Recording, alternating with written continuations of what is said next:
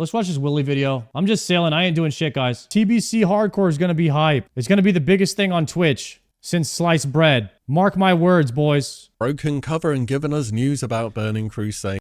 Blizzard are changing TBC forever on Anniversary Realms World of Warcraft. So he's going to go over some changes. It's like a 15 minutes, it's a short video. On Anniversary Realms. Wow, hype! Honestly, there's a lot more to cover here than you may expect, and things will be quite different compared to how TBC Classic launched back in 2021. We're talking some major quality of life improvements, significant changes to how attunements work, and some pretty substantial raid tuning that's going to affect how easily you progress through the content. There's also some important news that affects players for Anniversary, Hardcore, and Era Realms as well. So even if you're not so much into TBC, there may be something of use for you. Yeah, say what you want, boys. Say what you want. Subject to change here, but this is how things are panning out at the moment. But we've got quite a bit of information to cover, so let's make a start. The Burning Crusade Anniversary Edition's pre-patch begins on January 13th, 2026. Pre-patches contain the expansion systems without the actual expansion itself. For TBC, the pre-patch will of course include the new playable races, both the Blood Elves for the Horde and Draenei for the Alliance. You'll also see your class changes go live with updated talent trees and spell mechanics that defined the Burning Crusade. Updated talent trees? You'll also have dual crafting to start leveling as well in the pre-patch. What you won't have access to is Outland itself. That will stay locked until the full expansion has released. Now as for when the full expansion launches, we don't have an official date on that. Damn, still no date on However, TBC? Looking back at TBC Classic in 2021, the pre-patch launched on May 18th and the expansion itself came out.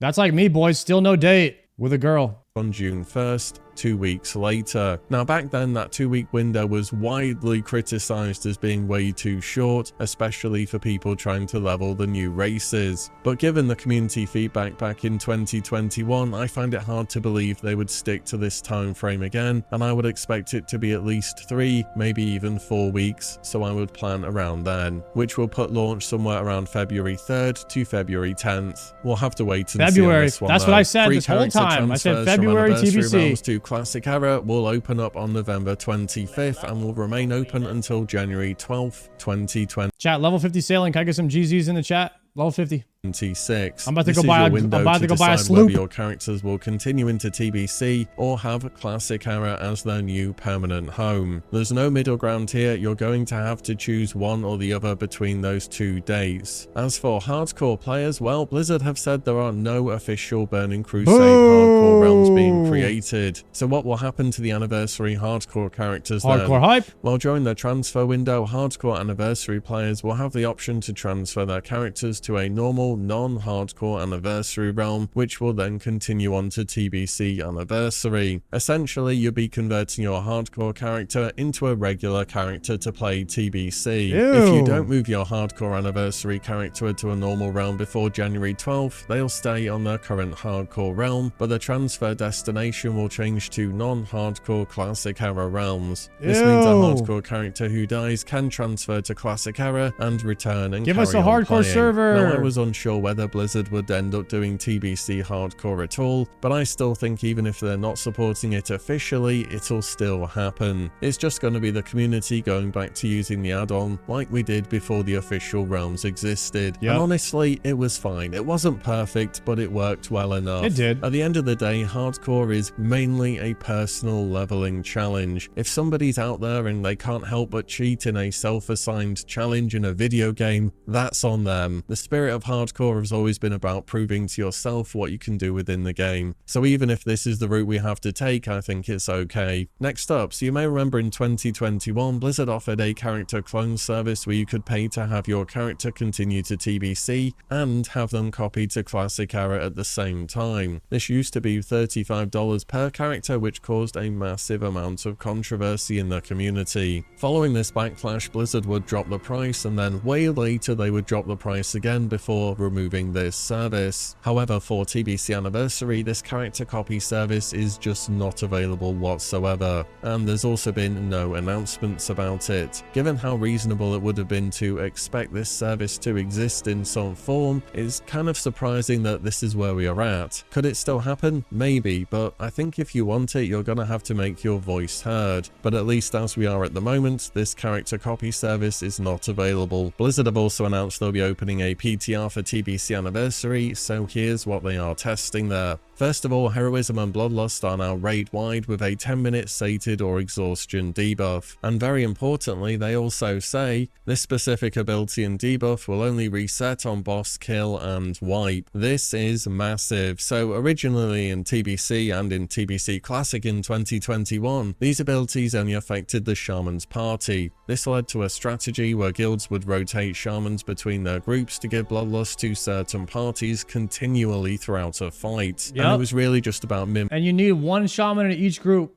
maxing their top DPS players to get the most performance out of them. And the fact that it resets after encounters end is something that people are overlooking, because Bloodlust and Heroism are the most powerful buffs that have ever been put into World of Warcraft, and this has always been true for them. So the fact you're going to have these up for every single boss fight is a very big deal. Realistically though, for this buff, I think it was either going to be Blizzard stepping in and providing this solution, or Warcraft logs saying we will invalidate your log if you have multiple Bloodlust in an encounter or something. So does this mean Shamans are not going to be played as much anymore? I mean, not really, to be honest. You'll still ideally want one Shaman per group because their totem buffs are just way too good to ignore. And certain specs like Ellie or Enhancement provide other buffs as well. Speedrun guilds might optimize and drop some Shamans as time goes on and they begin to outgear content, but for your average raiding guild, don't worry about it, Shamans are still going to be in high demand. Terracone's respawn rate has been increased and additional Terracone nodes have been added. So Terracone is a herb that spawns surprisingly in Terracar Forest, and it's used for a number of consumables, most importantly Haste Potion. However, in TBC Classic, the demand for this far outstripped the supply, leading to incredibly high prices. Okay, good change. For Anniversary, we have Mega Realms now, which have a ton more players on, so this was absolutely something necessary to change in advance, and hopefully it will bring down the price of consumables. See, this is the thing, is like nowadays we have all the knowledge, we know how to min-max everything, we show up to raid, and like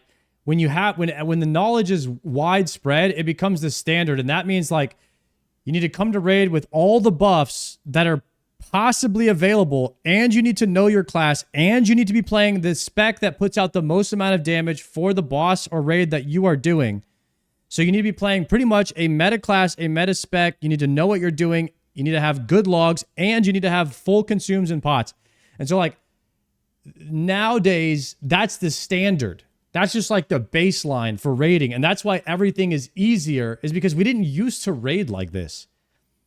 And now it's just that's like the bare minimum is to be the to do the absolute most. Like the bottom line has just been raised nowadays for raiding when it comes to like consumables and everything. So you should have an easier time stocking up. Next up, things are about to get really alt-friendly in TBC Anniversary. Every player's first character will be required to become fully attuned to each heroic dungeon by hitting the revered reputation requirements. But once you've done that, you can purchase reputation a bag, grind sending hype. a Bind on Battle.net account key to your alts, and alts only need to reach friendly reputation to use this key. Bind on Battle.net account is important because that means you can do this cross-faction. So what is this? Players can then purchase a bag which contains Bind on Battle.net account key to send to alts. Alts have to get friendly. This is so cool. Account-wide reputation, alts have to only hit friendly. W change. In original TBC and in TBC Classic for that matter, you would have to do this revered grind on all your alts to ensure that you could eventually work towards raiding. And it was fine to do on your main character, and I am glad they've kept that, but dropping the requirement on alts to just friendly is going to make things so much easier. This is going to make the alt experience so much better, and it means that players will be able to bring many more characters to raids without burning out through attunements. The raid attunement changes are even more dramatic than this, Yes, every player's first character will be required to become fully attuned for each raid, but once that's done, the raid is just unlocked for all characters on the player's Battle.net account. Account-wide One and done attunements, for boys. raiding attunements. That's it. Never again. Let's go. Pretty amazing quality of life change. These barriers to entry are just gone now, so TBC Anniversary is going to be super alt friendly. But you may be thinking all these fresh level 70 characters who are suddenly ready for raiding would be held back by their lack of gear, because TBC raiding was quite difficult compared to vanilla, right? Well, maybe not, because all TBC raids will be releasing in their post-nerf state. Over the course of original TBC, Blizzard adjusted raids time and again, nerfing them when new content came out, and they were doing this because back then people still had to attune and go through the content. So if we're having all the nerfs from day one, well, let me just tell you, the content in TBC overall is going to be a lot easier. Okay, I'm not playing regular TBC. It's got to be hardcore. I mean, that's good for hardcore though. That's great for hardcore. Easier game, it equals better content for hardcore. For tier 4, you have Karazhan's Lair and Magtheridon's Lair. All of these saw many nerfs over the course of the expansion. So Nightbane and Karazhan. We're going to be like post-class reworked, account-wide attunements with post-nerf raids. So we're going to be stronger with class balances and fixes with nerf raids. Gruul and Magtheridon all received big health nerfs and damage reductions to their abilities. Tier 5 is Serpent Shrine Cavern and Tempest Keep, and these two raids without exaggeration got absolutely crushed by nerfs. Bosses and trash health was reduced substantially, and several major mechanics were straight up changed or removed. Most notably among them is Lady Vash's mind control in her final phase. Kael'thas Sunstrider was also made a way shorter fight post-nerf. Yeah, boys, it's a hardcore angle. TBC dead on arrival. It's hardcore only.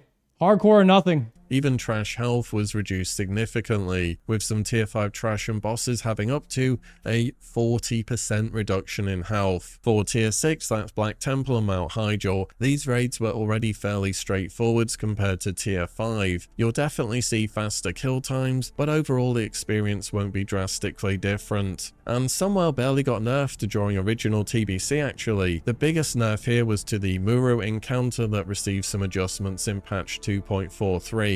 But that was reducing his health, Ad's health, and Entropius's health. This boss was the hardest one of the raid by quite some margin, but now he should be much easier as well. And these raids just didn't get nerfed once either. Early content like tier 4 got nerfed repeatedly in successive patches, with additional adjustments as new raid tiers opened up. All in all, I did clear all the content on TBC Classic, and I did do it post-nerf as well. Tier 4 is going to be much easier. Tier 5 will be significantly easier. This will be where you see the biggest difference. Tier 6 will be a little bit easier, and Sunwell will be mostly the same apart from Muru. If you combine this with the Terracone changes, meaning everyone's going to have DPS potions, and the fact that, this is huge by the way, Bloodlust is resetting on every single boss encounter, you're going to be crushing this content with ease. If you have Heroism every single pull, it's going to make a massive difference. Heroics will be harder than raids.